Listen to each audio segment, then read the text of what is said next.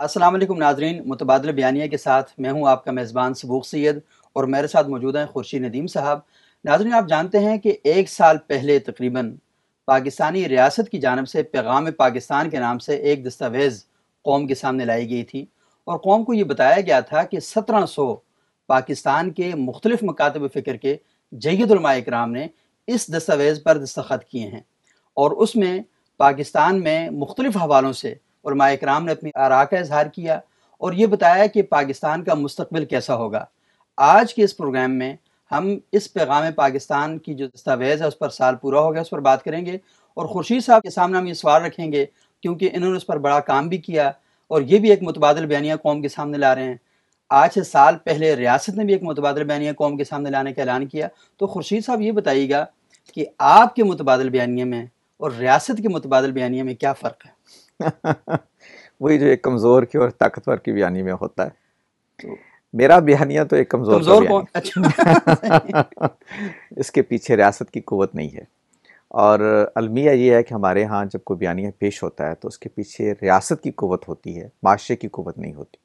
ٹھیک۔ ہم جو اپنے طور پر چھوٹی بڑی کوشش کرتے ہیں اس کے پیچھے اصل میں خواہش یہ ہوتی ہے کہ معاشرے کی قوت ہو، اس لیے کہ معاشرے کی قوت ہی اصل میں وہ قوت ہے کہ صحیح۔ جو کسی سوسائٹی کو تبدیل کر سکتی ہے۔ تو اس میں بہت ساری چیزیں کامن بھی ہیں، ان پہ بھی ہم آگے چل کے بات کر سکتے ہیں، لیکن ٹھیک۔ بنیادی فرق یہ ہے کہ یہ بیانیہ آپ یوں کہہ سکتے ہیں کہ ایک طبقے کا بیانیہ ہے، ایک رائے عامہ کو ہموار کرنے کی کوشش ہے، جبکہ اسٹیٹ کا بیانیہ کا مطلب یہ ہے کہ اسٹیٹ نے اس کی اونرشپ لی ہے، صحیح۔ اسٹیٹ اس کی ایک طرح کی ملکیت کا دعویٰ کر رہی ہے اور یہ کہہ رہی ہے کہ پوری قوم اس بیانیے کو اختیار کر لے۔ تو میرا بیانیہ تو ایک دعوتی بیانیہ ہے، ٹھیک۔ کوئی چاہے تو مانے، کوئی چاہے تو نہ مانے، جو مانے اس کا بھی بھلا، جو نہ جو نہ مانے مانے اس کا بھی بھلا، لیکن خورشید اسٹیٹ تو قوت کے ساتھ آتی۔ یہ آپ ٹھیک بات کر رہے ہیں، لیکن مسئلہ یہ ہے کہ اس سے پہلے بھی خورشید صاحب کئی بیانیہ آئے، پاکستان میں جہادی بیانیہ بھی گردش کرتا رہا، جن علماء اکرام کے نام اس فہرست میں درج ہیں اور آگے جن کے دستخط موجود ہیں، ہم دیکھتے ہیں کہ آج سے کچھ عرصہ پہلے یہی علماء اکرام وہ جہادی بیانیہ اور اس کی ترویج اور ارشاد میں ہمیں مصروف دکھائی دیتے تھے۔ اب علماء اکرام نے یہ نئی چیز یہاں پہ جاری کر دی ہے، تو آپ کو نہیں لگتا کہ کم از کم پہلے قوم کی اس کنفیوژن کو دور کر دینا چاہیے نا؟ وہ مجھے ایک شعر یاد آتا ہے، پتہ نہیں غلطی پڑھوں گا ٹھیک نہیں پڑھ سکتا، میرا شعری ذوق بڑا کمزور ہے۔ وہ کہتے ہیں کہ تھا تیرا بیاں کچھ ابھی کچھ اور ہے، کیا تیری زبان کے نیچے ایک زبان اور ہے؟ تو مسئلہ کہ پہلے یہ تو کلیئر ہونا چاہیے تھا نا کہ وہ جو پہلے ہم بات کر رہے تھے وہ ٹھیک تھی، یا جو ابھی ہم نئے دستخطوں کے ساتھ بات کر رہے ہیں یہ بات ٹھیک ہے؟ میں حسن ظن کا اظہار کرتا ہوں، صحیح۔ میں یہ کہتا ہوں کہ جو پہلی رائے انہوں نے قائم کی اس کے پیچھے کوئی غور و فکر ہوگا، اور وہ ٹھیک۔ دیانتداری کے ساتھ سمجھتے ہوں گے کہ یہ ایسا ہے۔ آج اگر وہ ایک متبادل بیانیہ یا پیغام پاکستان جس کو نام دیا گیا اس کے اگر قائل ہوئے ہیں تو میں حسن ظن رکھتا ہوں، میرا گمان ہے کہ انہوں نے اب فی الواقع سمجھا ہوگا کہ اب یہی صحیح درست بیانیہ ہے۔ صحیح۔ لیکن اس حسن ظن کو برقرار رکھنے کی ضرورت ہے، وہ تبھی ہوگا جب اس کے پیچھے کچھ شواہد ہوں گے۔ ٹھیک۔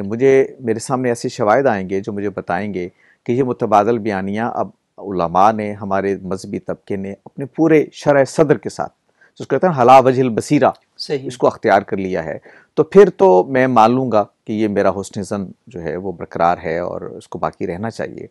لیکن اس کے کچھ شواہد بدقسمتی سے ابھی تک سامنے نہیں آ رہے کہ جس کے بعد یہ میں ماننے کے لیے تیار ہو جاؤں کہ یہ جو تبدیلی ہے یہ اصل میں ایک فکری ارتقاء ہے، یا آپ جو کہیے کہ حالات کے جبر کا نتیجہ ہے، اور لوگوں نے سمجھا ہے کہ دین کو جیسے پہلے پیش کیا جاتا رہا وہ درست نہیں تھا، اب یہ بیانیہ درست ہے۔ تو میں مثلا خاص طور پہ میں آپ سے عرض کروں کہ یہ بیانیہ یہ کہتا ہے کہ تکفیر کا حق جو ہے، کسی فرد کو کافر کہنا یا کسی گروہ کی تکفیر کرنا، یہ علماء کا کام نہیں ہے۔ یہ عدالت میں، ریاست میں معاملہ جب جاتا ہے تو وہ فیصلہ کرے گا کسی چیز کے بارے میں، لیکن علماء کا کام نہیں ہے۔ علماء کا کام یہ ہے کہ وہ لوگوں کو یہ بتائیں کہ یہ نقطہ نظر یا یہ بات جو ہے یہ اسلام کے مطابق نہیں ہے، یہ دائرہ اسلام سے باہر کی چیز ہے۔ اس حد تک تو علماء اپنی رائے دیں گے، لیکن یہ کہ کسی فرد پر اس کا اطلاق کرنا، چونکہ فلاں یہ مان رہا ہے لہٰذا اس کی وجہ سے دائرہ اسلام سے خارج ہو گیا، یہ علماء کا کام نہیں ہے۔ تو یہ اس میں لکھا گیا۔ لیکن یہ جو بات آپ کر رہے ہیں کہ تکفیر کا حق عدالتوں کے پاس ہوگا، ان کے پاس ہوگا، لیکن ان کو کیا علم ہے؟ یہ جو علماء اکرام ہیں ہمارے، ان کے پاس اتھارٹی ہے، یہ دین کی پوری تعلیمات کو سمجھتے ہیں، دین کی تفہیم سمجھتے ہیں، عدالتوں میں جو لوگ بیٹھے ہیں ان کو کیا پتہ؟ نہیں، میں وہ الگ بات ہے، میں اس کی طرف آتا ہوں۔ میں صرف اس وقت آپ کے سوال کا جواب دے رہا ہوں کہ اگر علماء کی رائے میں تبدیلی آ گئی ہے اور انہوں نے پیغام پاکستان کی شکل میں یہ مان لیا ہے کہ تکفیر کسی گروہ کی کرنا علماء کا کام نہیں ہے، صحیح تو پھر اس کے بعد اس کے مظاہر سامنے آنے چاہیے صحیح کہ کسی عالم کی طرف سے کسی فرد کے بارے میں کسی چیز کے بارے میں آپ یہ رائے نہ دیں کہ وہ کافر ہو گئے. صحیح لیکن میں محسوس کرتا ہوں کہ ابھی تک اس طرح کی کوئی تبدیلی جو ہے وہ دکھائی نہیں دیتی. ٹھیک بلکہ آپ یہ بھی میں آپ سے کروں، جیسے پیغام پاکستان یہ کہتا ہے کہ کسی کو مجرم قرار دینا کسی بھی مقدمے میں اور اس کو سزا دینا یہ عدالت کا کام ہے، صحیح آپ کا کام نہیں ہے. یعنی کسی فرد کا جس کے پاس ریاست کی قوت نہیں ہے، اس کے پاس یہ اختیار نہیں ہے کہ کسی آدمی کو کسی جرم کی سزا نافذ کرے. جیسے صحیح مثلا توہین رسالت کا بڑا ٹھیک مقدمہ ہے، صحیح ہمارے علماء نے مان لیا، اس میثاق اس میں پیغام پاکستان میں بھی مان لیا صحیح کہ یہ علماء کا کام نہیں ہے، یہ عدالت کا کام ہے. لیکن صحیح آپ کے علم ہے کہ ابھی حال ہی میں کچھ روز پہلے ہمارے یہاں ایک مظاہرہ ہوا، علماء اس میں شریک تھے، اور انہوں نے کہا کہ چونکہ آسیہ کا کیس کا فیصلہ عدالت نے تقاضے پورے نہیں کیے، لہٰذا اب ہم خود سزا دیں گے. آپ نے سنی ہوگی وہ گفتگو. بالکل. انہوں نے یہ بھی کہا کہ یہ علماء کا کام ہے، یہ توہین رسالت کا ایشو ہے، ہاں عدالتوں کے بجائے علماء اکرام کے حوالے کیا جائے اور علماء اکرام اس کا فیصلہ کریں کریں گے. گے. اور یہ بھی انہوں نے انسسٹ کیا اس میں، یہ تو ویسے ہیڈ سپیچ کے اندر آتا ہے ہم، کہ آپ، اور ان کے دستخط بھی ہیں پیغام exactly. پاکستان پر، اور انہوں نے کہا کہ اب ہم خود عدالتیں لگایا کریں گے اور ان عدالتوں کی طرف نہیں جائیں گے اور خود سزائے موت دیا کریں گے. یہی میں عرض کرتا ہوں، یہی میں کہنا چاہتا ہوں کہ اگر اس طرح کے شواہد سامنے آئیں گے تو پھر مجھے اپنا حسن ظن جو میں نے ابھی بھی ہے میرا، اس کے بارے میں مجھے پھر غور کرنا پڑے گا کہ کیا یہ پیغام پاکستان جو متبادل بیانیہ آیا ہے وہ اسی شرح صدر کے ساتھ قبول کیا گیا ہے جس شرح صدر کے ساتھ یہ بیانیہ پیش کیا جاتا رہا. صحیح. اچھا خورشید صاحب، مجھے بتائیے گا کہ یہ ہمیں بیانیے جو مطلب پیغام پاکستان کی صورت میں آیا، آپ نے متبادل بیانیہ دیا، ہمیں پتہ ہے کہ آپ پڑھتے رہتے ہیں، اپنے کالم لکھتے ہیں، لوگوں سے بات چیت کرتے ہیں، مختلف جگہوں پر جاتے ہیں سوسائٹی میں اور اپنی رائے کا اظہار کرتے ہیں، تو وہاں سے ایک چیز پیدا ہوتی ہے، اس کا آپ اظہار کرتے ہیں. لیکن یہاں پر ہم یہ دیکھ رہے ہیں کہ جب ریاست کی طرف سے کوئی چیز آنی چاہیے تو پاکستانی عوام جو ہے، تو آپ کو معلوم ہے کہ پاکستانی عوام کا جو مرکز ہے وہ تو پارلیمنٹ ہاؤس ہے. تو پارلیمنٹ ہاؤس کے اندر سے اگر سارے اراکین اسمبلی بیٹھتے، وہاں قائمہ کمیٹیاں بیٹھی ہیں، علماء اکرام وہاں پر موجود ہیں، مختلف طبقات کے نمائندے وہاں پر موجود ہیں، اگر وہ سارے اکٹھے ہوتے، کوئی بیانیہ بناتے، اس کو عوام کے سامنے لاتے، اس کی زیادہ اہمیت نہ ہوتی کہ اس کے پیچھے پوری پاکستانی قوم کھڑی ہے. صحیح کہہ رہے ہیں آپ، یہ بات آپ کی درست ہے کہ اس کو پارلیمنٹ کی آنرشپ ملنی چاہیے. لیکن دیکھیے یہ بات شروع کیسی ہوئی. آپ کے علم میں ہے کہ جب آرمی پبلک اسکول پشاور کا حادثہ ہوا تو اس کے بعد ایک آل پارٹیز کانفرنس ہوئی تھی. صحیح اس میں ساری قومی قیادت مل کے بیٹھی تھی. اس نے ایک نیشنل ایکشن پلان پہ بات طے ہوئی تھی، اور اس کے بعد حکومت نے ایک نیشنل ایکشن پلان کے تحت کام کرنا شروع کیا. صحیح اس کے تحت نیکٹا کا ادارہ بھی بنا تھا، اور اس میں طے ہوا تھا کہ ایک آپ کاؤنٹر ٹیررزم پالیسی دیں گے، ایک آپ کاؤنٹر ایکسٹریمزم پالیسی دیں گے. صحیح یہ کام جاری تھا نیکٹا کے پلیٹ فارم سے، اور ظاہر ہے کہ اس کو آنرشپ حاصل تھی ایک منتخب گورنمنٹ کی. لیکن اچانک یہ ہوا کہ وہ کام، میں چونکہ نیکٹا کا ممبر بھی تھا اور مجھے صحیح اندازہ ہے کہ اس کی 7 کمیٹیاں بنی، کیسے مختلف ایشوز پر وہ فائنلائز ہوئی ساری. پہلے اینٹی کاؤنٹر ٹیررزم پالیسی، پھر کاؤنٹر ایکسٹریمزم پالیسی. تو میں اس کا حصہ رہا، سارے وہ ذہنی ایکسرسائز جتنی ہوئی میں اس میں شامل رہا. تو وہ ایک طرح سے تکمیل کے مرحلے میں تھی کہ اچانک پتہ چلا کہ وہ سارا سلسلہ منقطع ہو گیا، اور ایک ادارہ تحقیقات اسلامی سے ایک نئی پیغام پاکستان. پیغام پاکستان ہمارے سامنے آ گیا. میں کہتا ہوں چلیے اس کو بھی تھوڑی دیر کے لیے چھوڑ دیتے ہیں. لیکن اگر وہ پروسیس جاری رہتا تو جیسے آپ کہہ رہے ہیں تو وہ ظاہر ہے پارلیمنٹ کے پاس منتخب حکومت کی انیشیٹو پہ ہوتا اور سیدھا پارلیمنٹ میں چلا جاتا. لیکن ایسا نہیں ہوا.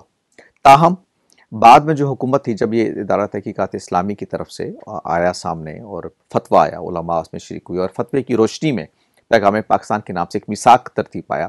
تو اس کی جو اناگوریشن تھی وہ ایوان صدر میں ہوئی، جس میں پولیٹیکل پارٹیز کے لوگ بھی تھے، جس میں تنظیمات مدارس کے لوگ بھی تھے، حکومت کے لوگ بھی تھے، وزیر داخلہ بھی تھے، وزیر خارجہ بھی تھے. وزیر داخلہ تو غالباً وزیر داخلہ اس وقت احسن اقبال صاحب ہی تھے، وہ بھی تھے. تو ایک اونرشپ کا احساس پیدا ہوا.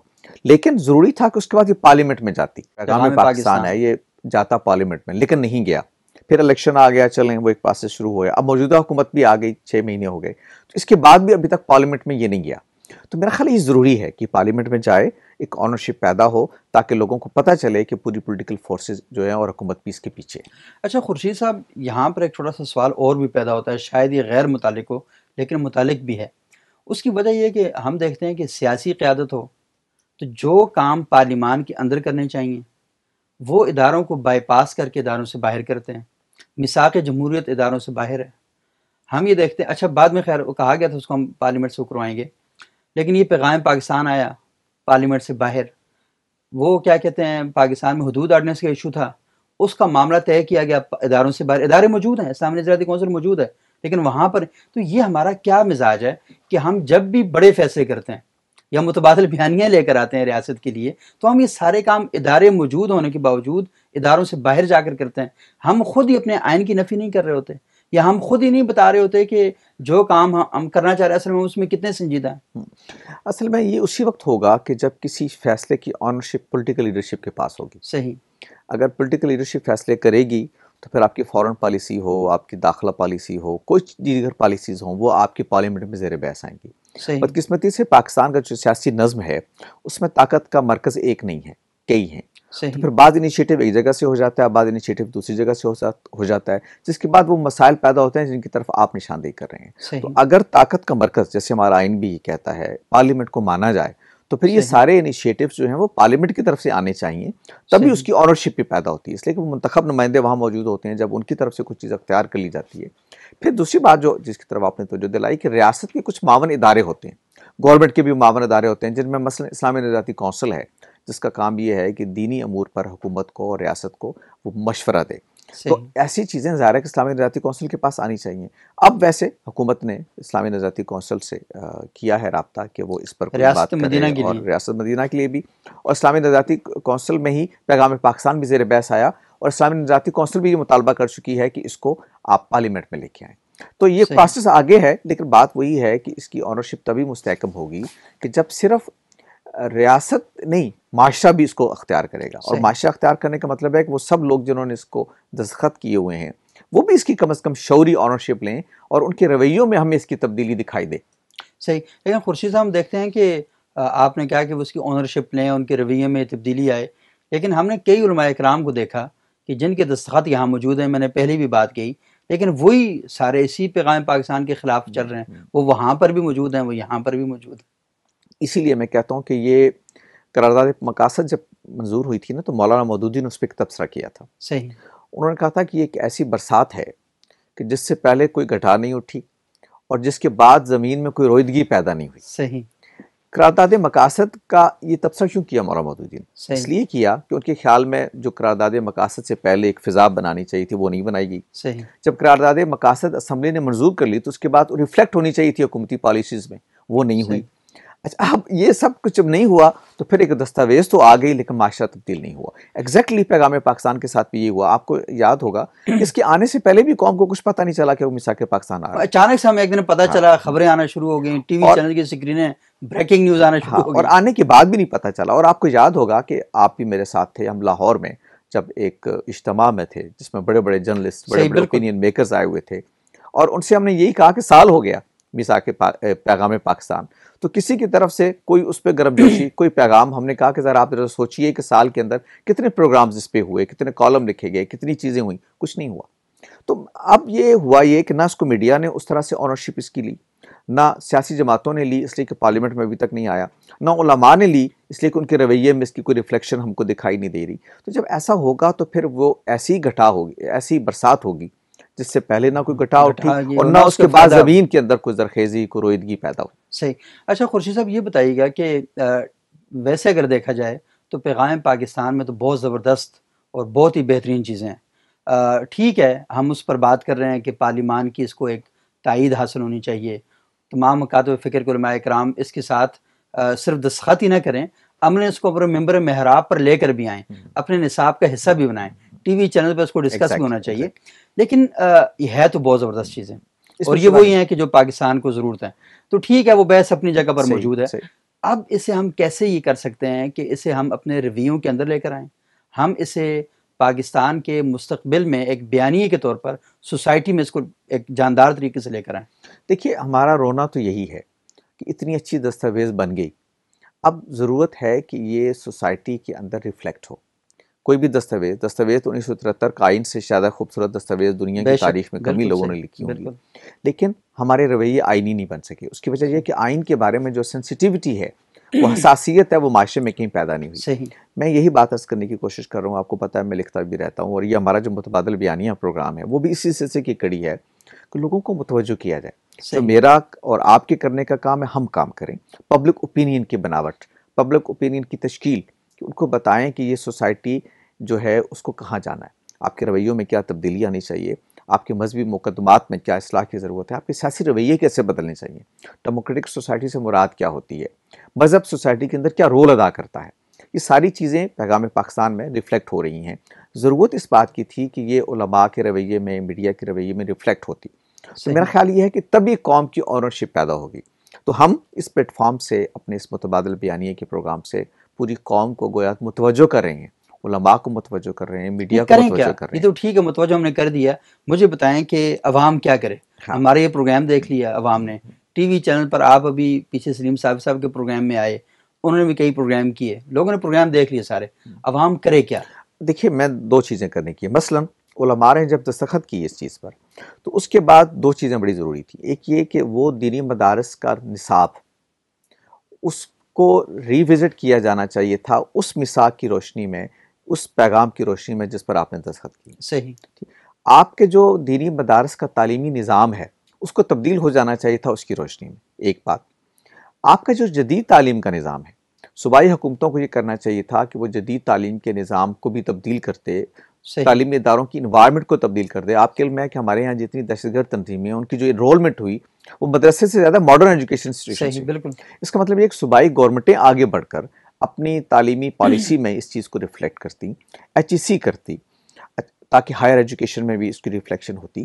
اس کے ساتھ ساتھ میڈیا کے جو مالکان ہیں، میڈیا کی جو آرگنائزیشنز ہیں، وہ مل بیٹھتی اور وہ پروگراموں کو ترتیب دیتی کہ ان کے اندر ٹاک شوز میں اس کے کنٹینٹ آتے، اس میں گفتگو ہوتی، لوگ اس کو قبول کر رہے ہوتے، کالموں میں، مضامین میں، اخبارات میں ریفلیکٹ ہو رہی ہوتی.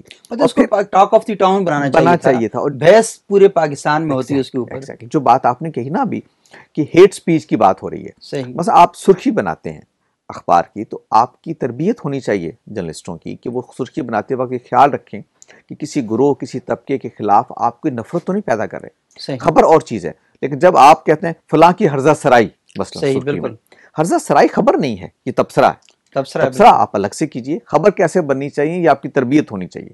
اس سے کوئی ہیٹ سپیچ پیدا نہ ہو، اس سے لوگوں کے درمیان نفرت کا احساس پیدا نہ ہو. تو میرا خیال ہے کہ سب طبقے، سوسائٹی، آپ کو پتہ ہے کہ کئی اس میں طبقات کا نام ہوتی ہے، اس کا اجتماع کا نام ہوتی ہے، وہ اپنے رویے تبدیل نہیں کریں گے تو کچھ نہیں ہوگا.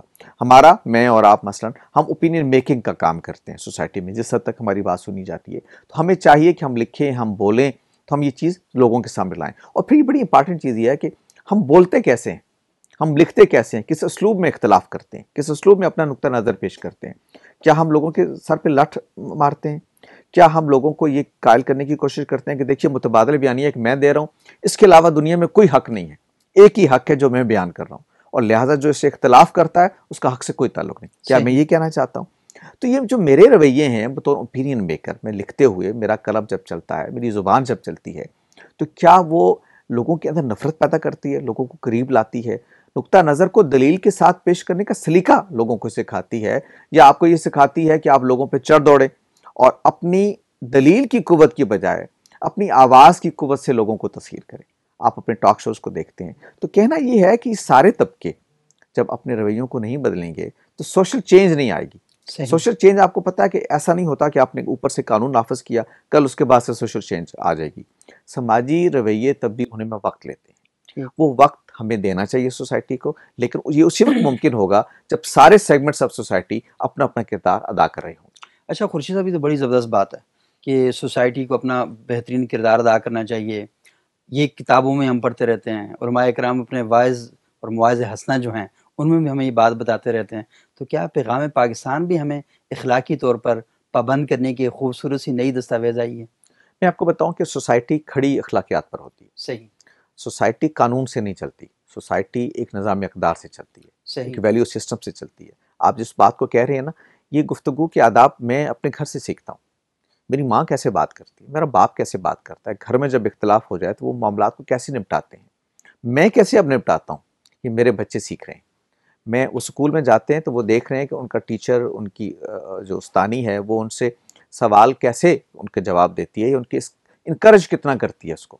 وہ مسجد میں جاتے ہیں، مکتب میں جاتے ہیں، قرآن مجید پڑھتے ہیں، تو ان کے محلے کی مسجد کا امام کیسے معاملہ کرتا ہے، وہ دیکھتے ہیں کہ وہ جو اس کے خطبات کے موضوعات ہیں جمعے کے وہ کیا ہوتے ہیں، ہیٹ سپیچ ہوتی ہے، فرقہ واریت ہوتی ہے، یہ لوگوں کو اخلاقیات سکھاتی ہے. تو یہ چیزیں بڑی امپارٹنٹ ہوتی ہیں، اسی سے سوسائٹی بن رہی ہوتی ہے. والدین کا یہ بھی فرض بنتا ہے کہ بچے کو اچھی اچھی باتیں تو ضرور بتائیں، لیکن یہ بھی دیکھنا چاہیے کہ اسکول میں اس کو ٹیچر کیا پڑھا رہا ہے، اور مدرسے میں جہاں پر آپ نے اس کو مذہبی تعلیم کے لیے بھیجا ہے، اور جو جمعے کا واعظ ہے سنتا ہے، جو واعظ کرتا ہے، تو دیکھنا چاہیے کہ وہ کیا باتیں کر رہا ہے. صرف یہی آپ کی ذمہ داری نہیں کہ مسجد بھیجیں گے تو اس کا مطلب بچہ ٹھیک ہو جائے گا.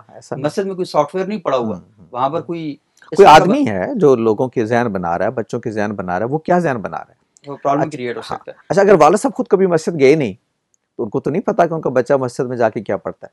اور میں کہہ رہا ہوں بعض اوقات یہ بھی ہوتا ہے کہ والد صاحب مسجد چلے جاتے ہیں اور ان کو تب بھی نہیں پتہ چلتا ان کا بچہ مسجد میں کیا پڑھ رہا ہے. تو خورشید صاحب یہ بڑا اہم موضوع تھا پیغام پاکستان کے حوالے سے، اور سال پورا ہو گیا، تو اس سال کے اندر ہم نے بات کی کہ کوئی اتنی خوشگوار اس میں سے چیزیں برآمد نہیں ہوئیں. میرا خیال ہے کہ اس کی ایک وجہ یہ بھی ہے کہ شاید ہم نے طے کر لیا ہے کہ ہم ٹھیک کام بھی غلط طریقے سے کیا کریں گے. تو جب آپ یہ طے کر لیں کہ ہم نے ٹھیک کام کو بھی ٹھیک طریقے سے نہیں کرنا، اسے بھی غلط طریقے سے سر انجام دینا ہے، تو اس کے نتائج شاید کبھی بھی اتنے مؤثر اور اتنے بہتر نہیں نکل سکیں گے. ایک اچھی دستاویز بھی کوئی نتیجہ نہیں دے سکے. لوگ جو ہے مغرب میں وہ تو غلط کام بھی صحیح طریقے سے کرتے ہیں، ہاں وہ غلط کام بھی ٹھیک طریقے سے کرتے ہیں، اور ہمارا مزاج ہے کہ ہم ٹھیک کام بھی غلط طریقے سے کرتے ہیں. تو ناظرین، آج ہم نے پیغام پاکستان پر گفتگو کی. اگلے پروگرام کے ساتھ دوبارہ آپ کی خدمت میں حاضر ہوں گے. اجازت دیجیے گا. اللہ حافظ.